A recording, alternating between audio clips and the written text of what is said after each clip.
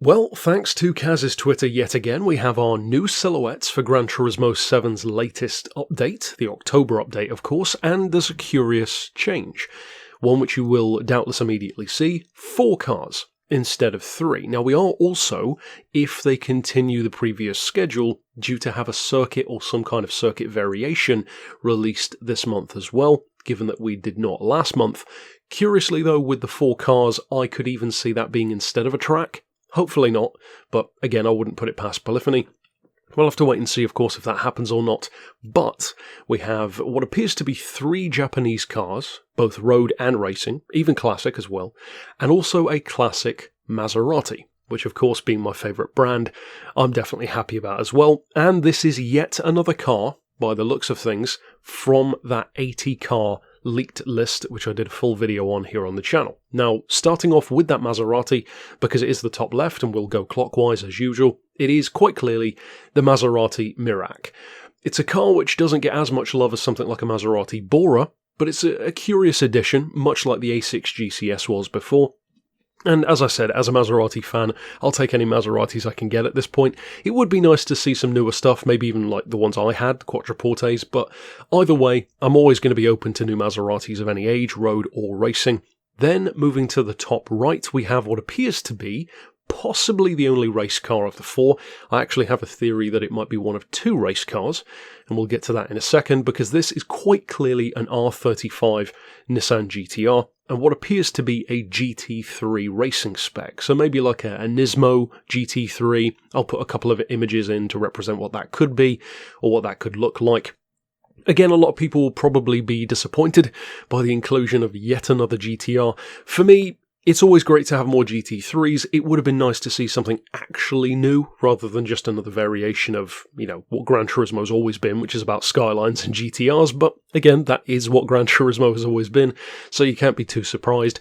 Speaking of Skylines though, we're not done yet, because going to, well, I guess not a clockwise manner, but going to the bottom left now instead, diagonal, we have what is, again, quite clearly a Skyline, the classic KGC 110 Skyline, which kind of has a almost Japanese Dodge Challenger, or mini Dodge Challenger kind of look to it.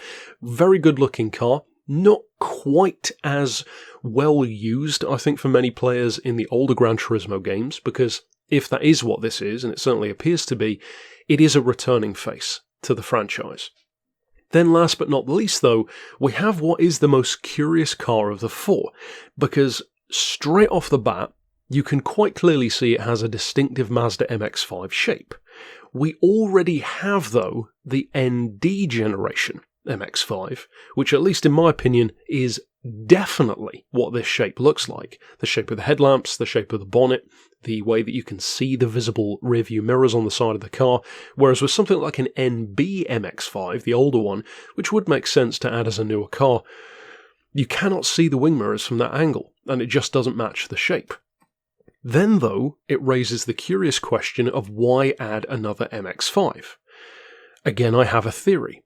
The obvious choice would be to add the MX-5 RF, the coupe variant, but again you can clearly see that this car doesn't have a roof, so that doesn't make too much sense. What I think this could be is actually a callback, a deep cut if you will, not only to the last game, but to the beta from the last game, which as many of you will remember, I played Gran Turismo Sports Beta, in which there was more of a racing focused version of this MX-5, almost like a Group 4 kind of machine. And I'll throw up an image from online of that.